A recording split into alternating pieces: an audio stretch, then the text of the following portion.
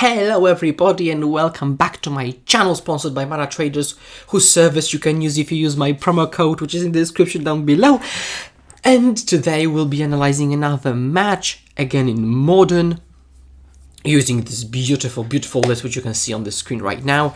It's Backfield, my version of the deck post Zendikar Rising, which brought like 2 new cards and just a bit of a reshuffle of cards in it.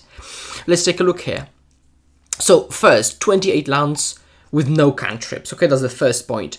I've been messing around with that a bit. It's been okay. It's been fine. Now, obviously, there's an emphasis of one-off lands. So far, the choice is Zagoth Triome, which is absolutely great. 1 Watery Grave to breeding pools. I really wanted to be able to have proper access to double green.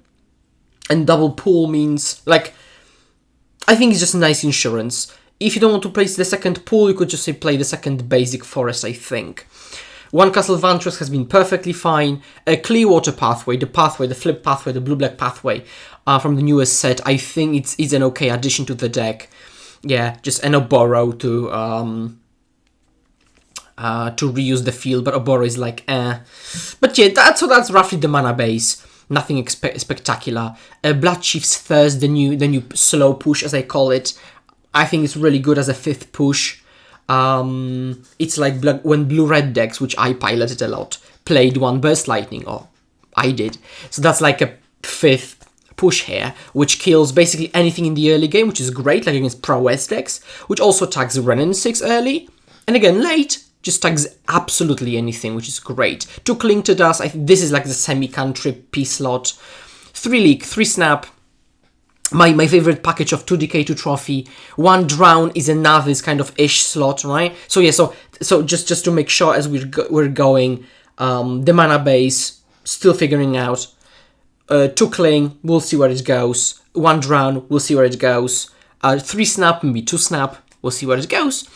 3 Thorn, 2 Charm, 3 Uro, also classic package. 3 Cryptic, 3 Fact, classic package. Now, a lot of people opt to play Jace the Mind Sculptor, which I absolutely adore, as you can see, not here, right? Jace the Mind Sculptor here. However, I think I like Facts in a Snap Uro deck a lot. Additionally, this deck passes the turn a lot, which obviously I like to do. Pass the turn or die trying. And like it just fits the game plan very well, you know? And I can decide when to play it and whether to play it, contrary to Jace, which I have to commit to and then see what happens, right? And Facts are difficult to be split in a Uro, Snapcaster, Field, Sanctuary deck, because, like, what will they do, right? And, like, you can always ditch the Uro pile and still have access to it in the graveyard and just take the other half. You can also always ditch the spell part and keep the Snap, because you've got the Snap and potentially lands to Sanctuary them back. And, like, it really makes the splits awkward. So that's the shell for now. And sideboard, 2E, I love it. 3 Veil, 2 Dispute, 4 Gas, 3 Rejection for the E-Tron matchup. 1 Blessing, because back then, I mean, that's like a week ago, there was still a bit of mill going on, right? Probably right now, I just look at the 3 Rejections, because they're just like, basically, it depends on whether E-Tron is very popular. If not, that's an out. And then,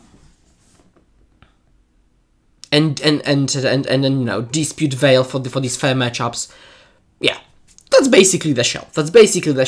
And so let's go to game 1 of the match and see how this deck played out. Okay, let's play the match. Let's see what happens. This is my opening hand. I'm on the draw. That's an important factor here. I'm on the draw. I've got all the colors in the world. I can lead on the harbor, then everything else enters untapped. All the colors. Sorry. I can lead on the breeding pool. So, the minus thing is that it's like a lot of lands. On the flip side, like half of the deck is lands, so that's like not very surprising. And also, I've got 5 here, so I'm more likely to draw spells in the future. And it's a hand that's, let's say, like okay-ish against both creatures, and I mean, okayish is like a very much an overstatement, but like the point is that you can't really mulligan this hand, because it's a classic situation. You mulligan this hand, and then what do you put back? Removal, counter spells. Like, it's very difficult. Like, if you get, let's say, 3 land and then spells, it's very difficult to judge what you're putting back because you're playing control. Game 1. So I think this hand is a fine bet in the dark. My opponent plays Marsh of Flats, Inquisitions, my Decay plays Bobble, so I immediately think some kind of like a Shadow Shell, probably because of the Bobble. I immediately drew a removal spell, so that's a good thing. I can play Breeding Pool tapped and pass, and just hope they don't really put pressure on me. Now they miss on the land drop, so I think that's fine. I mean, like, it's fine for them to have kept that. They've got a land, double Bobble, a draw step. So, and I draw a removal spell, so obviously now I lead on the swamp to be able to push something should they play that. I still have got Clearwater Pathway available to potentially play it as a swamp should I need to. They hit the land, but they pass. Unfortunately, I draw a land, but now I can hold up Fawn for actually just whatever they play. They miss on the land, so now theoretically I'm in a very good shape, because as the game progresses, I've got much better top decks than they've got, right? I can top deck, for example, Fact of Fiction or Uro and still have interaction. So now they have to ditch the path. I draw an Archmage's Charm. That's an excellent draw.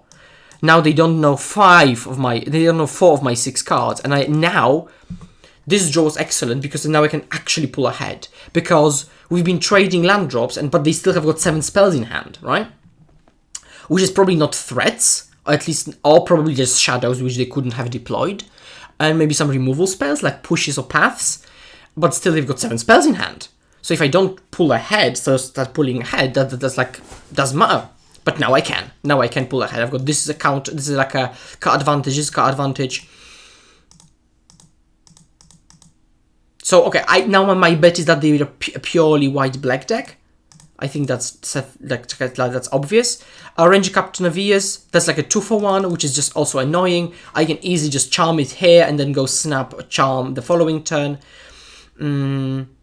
Especially as I didn't have that, so I didn't have the Revolt for push, and I would have to pay a lot to kill it, so I'd rather just do that. Had I had the Delta in hand, I may have let it resolve. Inquisition. So I just lead with, so this play is lead with a snap, target charm, wait. Okay, because I don't need to do anything. I hope that's what I do. Yeah, that's what I do. Just let them resolve, because like if they take Fawn, it's fine because I don't want to have Fawn in this matchup anyway. And they take a removal spell, which is fine. I've got a redundant. And now they play Shadow, which I really don't care about. Like, I can just take it, but I don't want to take it because it's a 3-mana removal spell then, right? Were I at like 10 life, I may just take it and have my own threat. However, most probably this turn will be a charm myself turn. I could also draw like a push off the top and just push it immediately. So let's just see what happens. They push my snap, that's perfectly fine, I don't really care. I draw 2. Feel that there is an excellent draw, obviously, because, I mean, I'm flooded, right? But I play a 28 land deck, so obviously I'll be flooded, kind of. And that's the point. The point is to build a deck in such a way that you never miss a land drop, like here. I will never miss a land drop in a 28 land deck. And constructed in such a way that I prevent flood from happening. And I do that through snaps, 3 snaps, 2 charms, 3 row, 3 fact, and Field of the Dead. And the thing is that once you get, for example, the first fact, you just never run out of gas, basically, because you can always Delta, fetch Sanctuary, it on top, or charm on top. So the deck is built in such a way that it just doesn't care about being flooded, because it just doesn't get flooded. Now I just immediately play the first main reason is that I don't want to get like double discard spelled or something. Lurrus. That's a great draw on their part. And it makes the game absolutely different. Because, to be honest, I was sure that's a one game. That was a one game. I didn't have to do anything, I just won it. But now, not really. Because I have nothing. Right? That's, again, turn too late. So yeah, I'll be probably like getting zombies, but they will be getting shadows, right? So one of them is better. And that's not mine. Now, I could, like, Sanctuary something on top, and probably I should, like, you know, a Decay to get rid of the Lurrus. But that's unfortunate, because I will be blanking my own draw step. But still, I will play the Delta. I don't have to crack it. I'll just wait, and I will see. Ranger Captain, Snap Mana Leak. I can't let it resolve. They play second Shadow. But they attack with that Shadow, and that's kind of spooky. They could like have like a Street Wraith potentially, but they would have to have drawn it specifically this turn, right? I can also fetch for a Sanctuary, put Decay on top to kill that, and triple block in case they have Street Wraith. So I hope that's what I do. Okay, no, I just called it a bluff here. Yeah, I just called it a bluff. But I think that's what I would have done. Just fetch, get the zombie, because it isolates me against Street Wraith. And worst case, I lose to zombies. I mean, the best case is that I lose to zombies, right? They don't have anything. But I still lose to zombies. So I give myself, like... The best case is still the same, but the worst case, I'm in a completely different spot. So that's why I dislike that play. So I dislike the play I made there.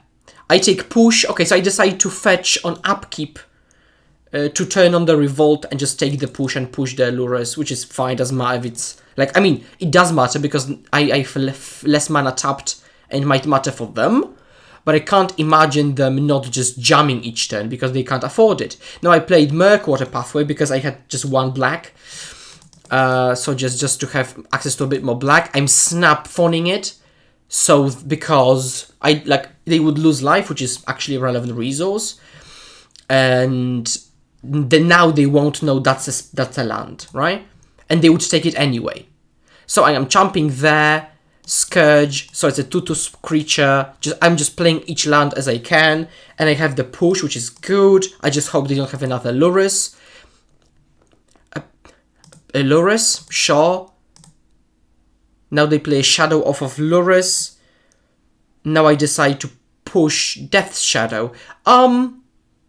Really?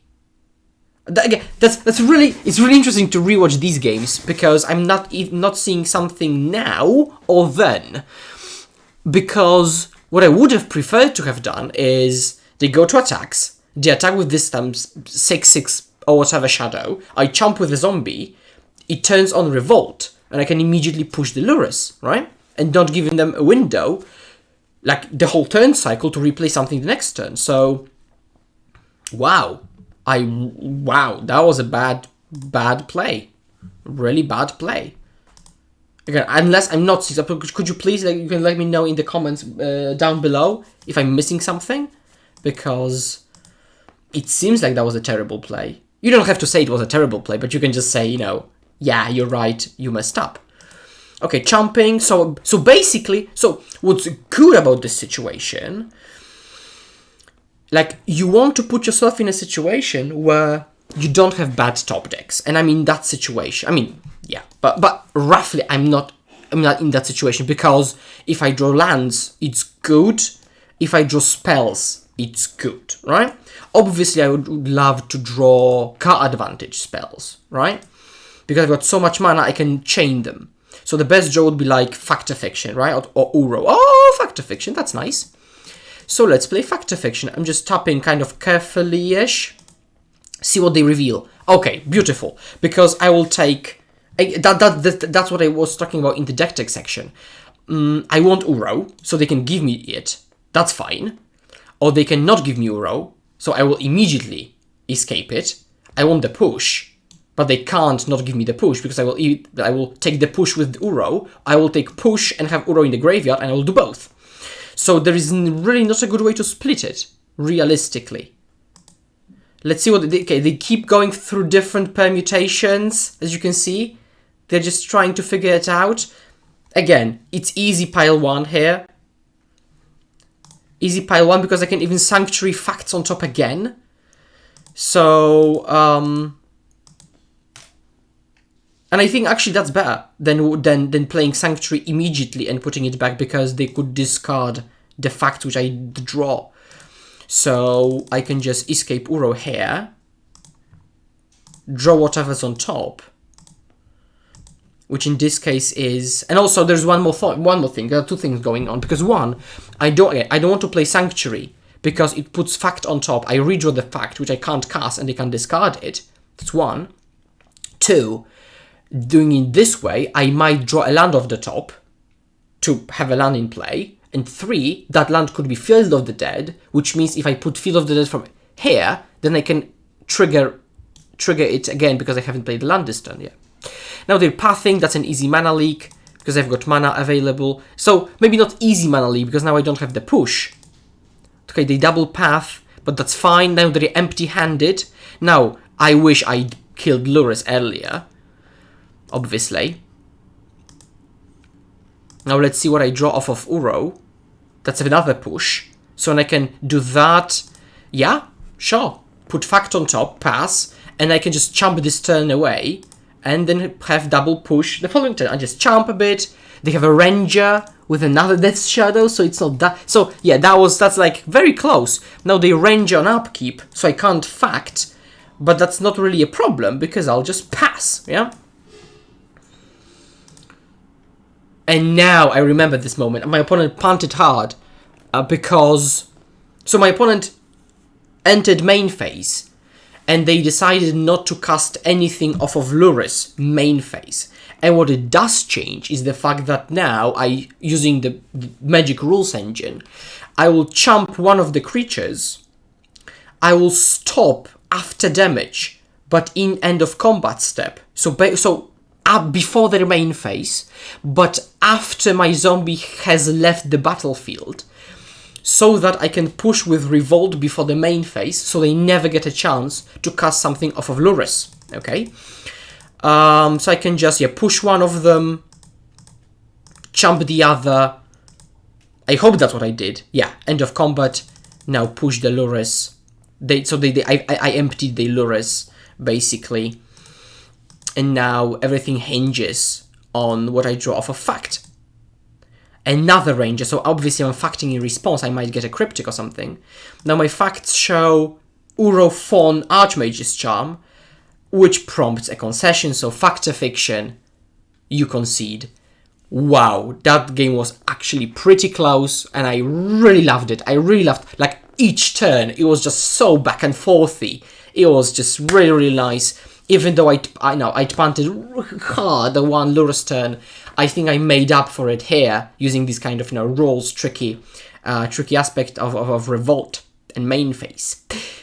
So let's see game 2. Let's see what happens. Okay, so now game 2. Let's see what I sideboarded and how I sideboarded. So as you can see, I cut 3 Fawn. I really dislike Fawns against discard heavy decks, because they'll pick your hand and they will pick the best spells, and then you absolutely can't afford to Fawn anything. And then also there's the question of what you'd Fawn anyway, right? Because what would you Fawn? You're not Fawning like discard spells, and you're afraid of threats anyway. Unfortunately, it's a matchup where like Gust isn't good, because like the threats are black. I cut mana leaks because, especially on the draw, because mana leaks are very lackluster against a mostly 1 mana spell deck. So just brought in EEs and Veils. So that's kind of a simple sideboarding there. I look at the hand again. I don't think I can mulligan it. It's got this kind of EE on 1, potentially on 2, and Uro, right? So like again, that's a hand I can't like on the play. I might potentially like mulligan into, let's say, a Veil. But other than that, another snap, that's not the best. And they actually mull to 5. So I really hope I can manage. Now I decide to lead with explosives rather than Triome. And I think that's a key point here. Why would I do that? I do that because otherwise for example, one discard spell really destroys my hand in interaction, whereas I won't play anything on 2 anyway, so might as well play Triome on turn 2, because my turn 2 is empty. Now they scale my Uro, I immediately draw another Uro. So now, again, I decide to play this because now I can pop EE on 1, play a land, play Uro, and the Triome would be a land off of Uro, right? So I'm just planning like 2 turns ahead. Now my opponent thought seizes me and then immediately concedes because apparently their hand is rubbish. So yeah, that's a bit of an anticlimactic finish, but I think most of the fun you'd got was from game 1. Yeah. So thank you very much for watching. I bet you didn't expect that, but maybe by the length of the video you would. Thank you very much for watching. And please remember, if you want to play any deck you want, you can use Mana Traders rental service. All the info plus the promo code in the description below. And as always, please remember to hold my hand. Let's pass the turn together and see you next time. Cheers.